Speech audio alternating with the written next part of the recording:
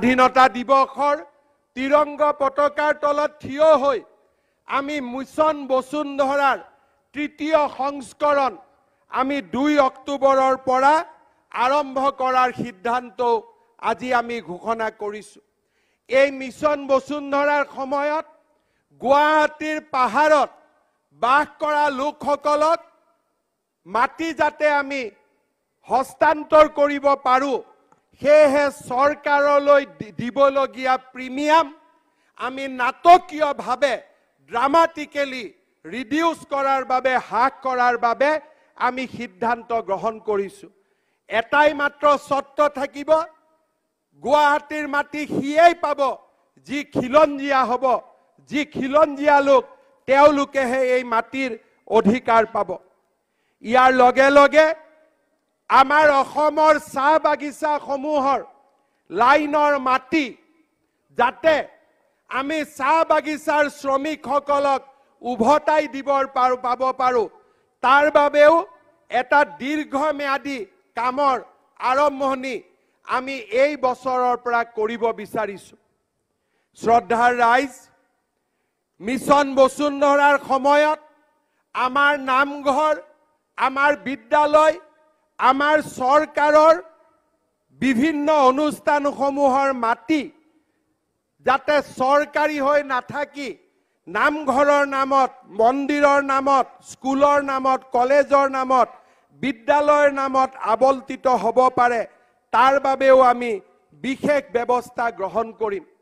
ৰাজ্যৰ ৰাজহ আইনে আৰু ৰাজহ ব্যৱস্থাই যাতে প্ৰতিগৰাকী লোকক সহজভাৱে সেৱা আগবঢ়াব পাৰে, তাৰ বাবে অসমত আমি ৭৪টা নতুন মহকুমা বা সমজিলা আমি অহা 2 অক্টোবৰত নিৰ্মাণ কৰাৰ বাবে সিদ্ধান্ত গ্ৰহণ কৰি আজি আপোনালোকৰ সন্মুখত থিয় হৈ মই গৌৰৱেৰে সৈতে ক'ব খুজিছো, আৰু মাত্ৰ 903টা নিযুক্তি হলেই আমি 1 লাখ নিযুক্তিৰ সেই মাইলৰ খুঁটাত গৈ আমি থিয় হ'ম।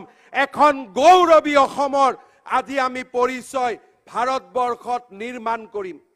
শ্ৰদ্ধাৰ ৰাইজ, আপোনালোকে আশীৰ্বাদ কৰিব। 1 লাখৰ দেওনা পাৰ হৈ গৈ এতিয়া চৰকাৰী নিযুক্তিক 1.5 লাখলৈ লৈ যোৱাৰ বাবে আমি ধাৱমান হ'বলৈ সংকল্প গ্ৰহণ কৰিছো। অসমত আজি এনে এখন চৰকাৰ আজি আমি দিবলৈ চেষ্টা কৰিছো যে নিৰ্বাচনৰ সময়ত কোৱা প্ৰতিটো কথাই যাতে বাস্তৱত ৰূপায়িত হয়। মই নিজেও জানো অসমত জনসংখ্যাৰ যি পৰিৱৰ্তন হৈছে, জনগাঁথনিৰ যি পৰিৱৰ্তন হৈছে, এই পৰিৱৰ্তনে অসমৰ খিলঞ্জীয়া লোকক আজি এক ৰক্ষণাত্মক পৰিৱেশলৈ ঠেলি দিছে। আজি 12খন 13খন জিলাত আমি সংখ্যালঘুত পৰিণত হৈছো। আজি আমাৰ ৰাজ্যৰ চাৰিওফালে শক্তিশালী চৰকাৰ এখন নাথাকিলে প্ৰতিটো দিনতেই খিলঞ্জীয়া লোকসকলে বিপদৰ সন্মুখীন হৈছে। মই বিশ্বাস কৰোঁ, মই সূৰুজৰ পোহৰ নহয়, সূৰুজৰ দৰে মোৰ শৰীৰত পোহৰ নাই, কিন্তু এডাল মমৰ দৰে শেষ হৈ নোযোৱালৈকে অসমৰ খিলঞ্জীয়া লোকসকলৰ আশাৰ সেই দীপ্তমান পোহৰ হৈ মই জীয়াই থাকিব বিচাৰো। অবিভক্ত গোৱালপাৰা জিলাত যাতে কোনো কাৰণতে জনজাতীয়, অনুসূচিত জাতি আৰু অন্যান্য পিছপৰা জাতিৰ মাটিৰ বিক্ৰী আন সম্প্ৰদায়ৰ ওচৰলৈ যাব নোৱাৰে, তাৰ বাবে আমি এখন কঠোৰ ৰাজহ আইন অনাৰ বাবে সিদ্ধান্ত গ্ৰহণ কৰিছো। এই সিদ্ধান্তই অবিভক্ত গোৱালপাৰা জিলাৰ কোচ ৰাজবংশী, নাথ, সূত্ৰধাৰ, বড়ো, ৰাভা সকলো জনগোষ্ঠীৰ ভূমিৰ অধিকাৰক সুৰক্ষিত কৰিব। বিধানসভাৰ এই অধিৱেশনতে আমাৰ সাংস্কৃতিক পীঠস্থান বৰপেটা মাজুলী আৰু বটদ্ৰৱাৰ ভূমি কোনো কাৰণতে যাতে আন সম্প্ৰদায়ৰ হাতলৈ যাব নোৱাৰে তাৰ বাবেও এখন কঠোৰ ৰাজহ আইন অনাৰ বাবে আমি সিদ্ধান্ত গ্ৰহণ কৰিছো। মাইক্ৰ ট্ৰাইবেল বেল বিষ্ণুৰাম মেধি আৰু লোকপ্ৰিয় গোপীনাথ বৰদলৈ অসমত ট্ৰাইবেল বেল্ট এণ্ড ব্লক গঠন কৰিছিল। কিন্তু ট্ৰাইবেল বেল্ট আৰু ব্লকৰ বাহিৰত থকা জনজাতীয় লোকসকলক ভূমিৰ সুৰক্ষা দিবলৈ আমি মাইক্ৰ ট্ৰাইবেল বেল্ট গঠনৰ সিদ্ধান্ত গ্ৰহণ কৰিছো। এটা সম্প্ৰদায়ৰ পৰা আন এটা সম্প্ৰদায়লৈ ভূমি হস্তান্তৰ যাতে অতি সহজে হ'ব নোৱাৰে, আমাৰ হাতত থকা শেষ মাটিখিনিও যাতে আমি ৰক্ষা কৰিব পাৰো, তাৰ বাবেও আন এখন আইন অনাৰ বাবে আমি সিদ্ধান্ত গ্ৰহণ কৰিছো।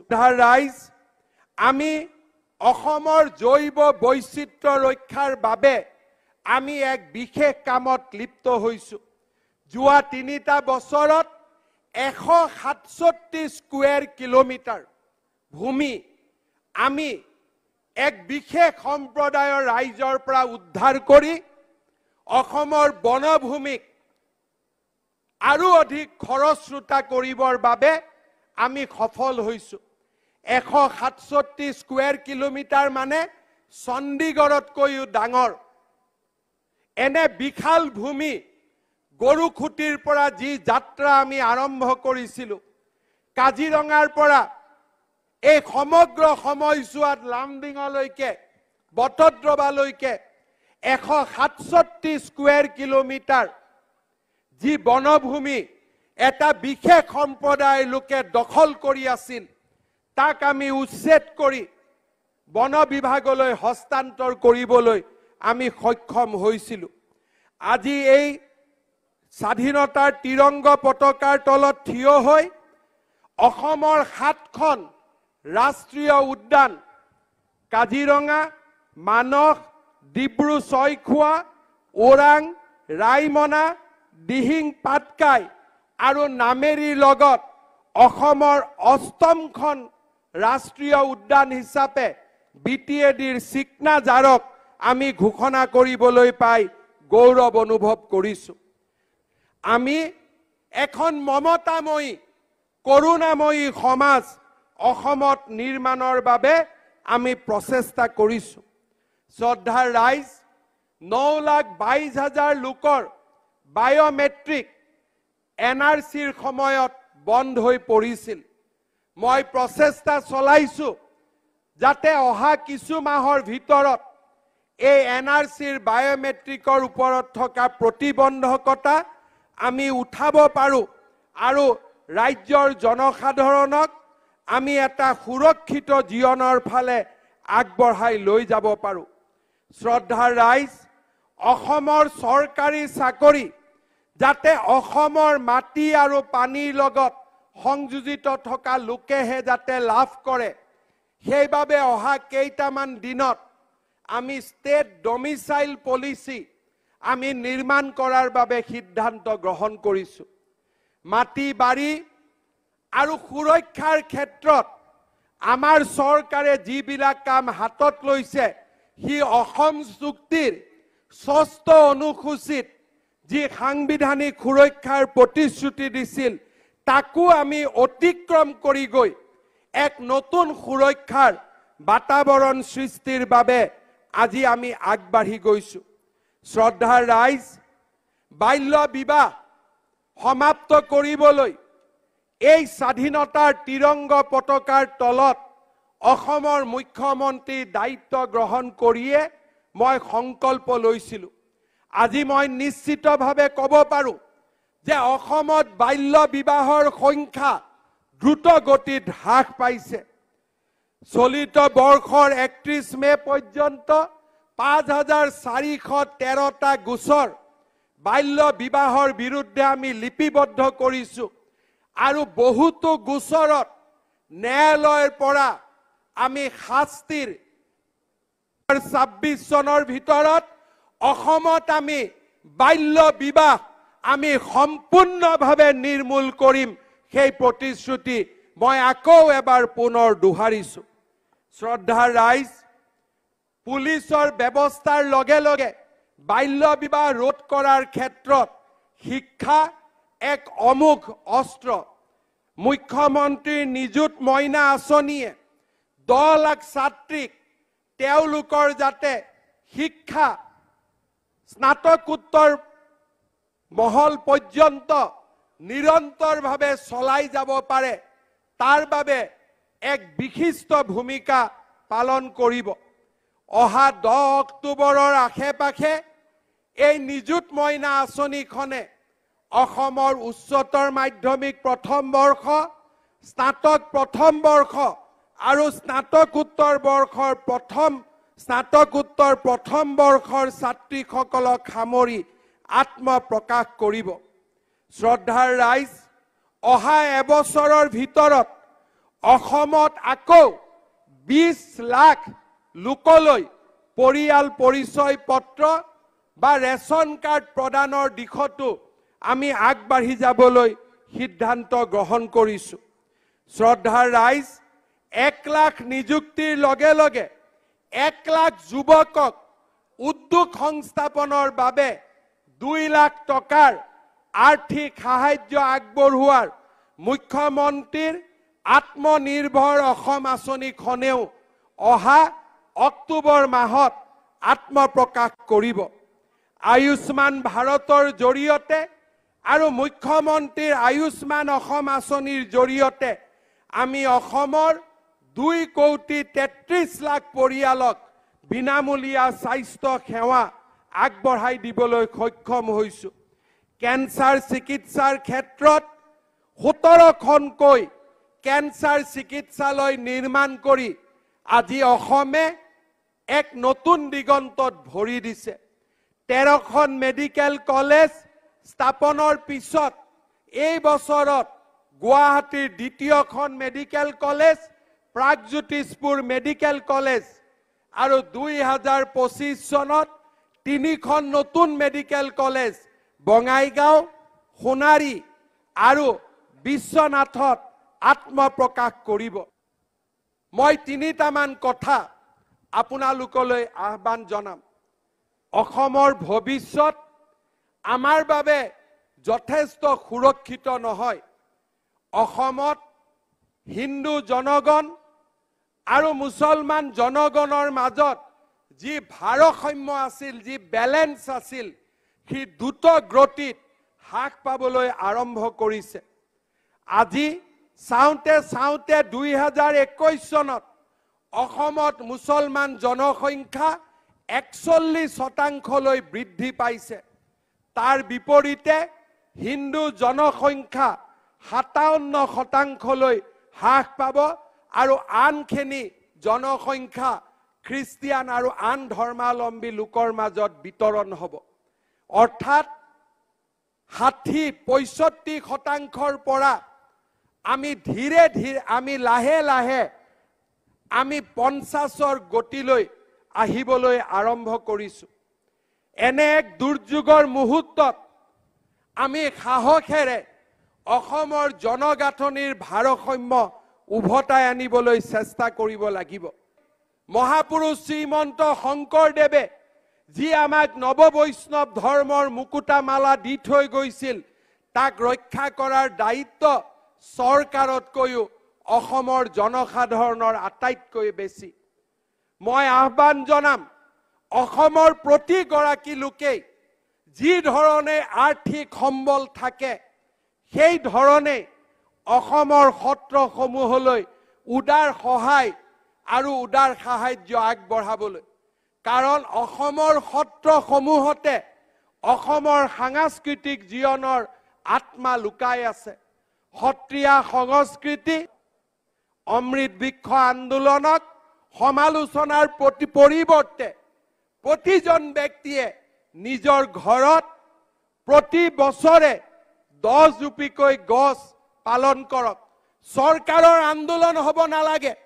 ৰাইজে যেতিয়া এই আন্দোলনক আদৰি ল'ব, চৰকাৰৰ ভূমিকাও তাত গৌণ হৈ পৰিব। চৰকাৰী কাৰ্যালয়ত গৈ কোনো লোকে যাতে হাৰাশাস্তিৰ সন্মুখীন হ'ব নোৱাৰে, সি হ'ব লাগে আমাৰ অমুক সংকল্প। যেতিয়া চৰকাৰী কৰ্মচাৰীয়ে উপঢৌকন লৈ পুলিচৰ ওচৰত হাত থিয় কৰে আৰু সেই কৰ্মচাৰীজন যেতিয়া অসমীয়া হয়, সেই মুহূৰ্তত মই প্ৰাপ্তিৰ আনন্দ অনুভৱ নকৰোঁ। সেই মুহূৰ্তত মোৰ শিৰ লজ্জাত অৱনমিত হয়। আমি আমাৰ জননী জন্মভূমিক আমি কলংকিত কৰিব নোৱাৰোঁ। মই চৰকাৰী কৰ্মচাৰীসকলক আহ্বান জনাম, নিযুক্তিৰ পৰা ট্ৰেন্সফাৰলৈ সকলো স্বচ্ছ আৰু নিকা কৰাৰ দায়িত্ব মোৰ। পশ্চিমবংগ চৰকাৰেও দিব নোৱাৰা সুবিধা দিয়াৰ দায়িত্ব আমাৰ। ৰাইজৰ দায়িত্ব, ৰাইজৰ কৰ কাটলেৰে আমি চৰকাৰী কৰ্মচাৰীৰ অভাৱ অভিযোগ নোহোৱা কৰিম। কিন্তু চৰকাৰী কৰ্মচাৰীসকলে এখন দুৰ্নীতি বিৰোধী সমাজ নিৰ্মাণ কৰাৰ দায়িত্ব গ্ৰহণ কৰিব লাগিব। মই আশা কৰিম আমাৰ চৰকাৰত নতুনকৈ নিযুক্তি হোৱা 1 লাখ কৰ্মচাৰীয়ে কৰ্ম সংস্কৃতিৰ এক নতুন প্ৰাণেৰে অসমৰ চৰকাৰী কাৰ্যালয়সমূহলৈ এক নতুন কৰ্ম সংস্কৃতিৰ পৰম্পৰা কঢ়িয়াই আনিব। জ্যেষ্ঠ কৰ্মচাৰীৰ আশীৰ্বাদেৰে কনিষ্ঠসকলে হাতে হাত ধৰি দুখীয়া আৰু দৰিদ্ৰ ৰাইজৰ সাৰথি হৈ থিয় দিব।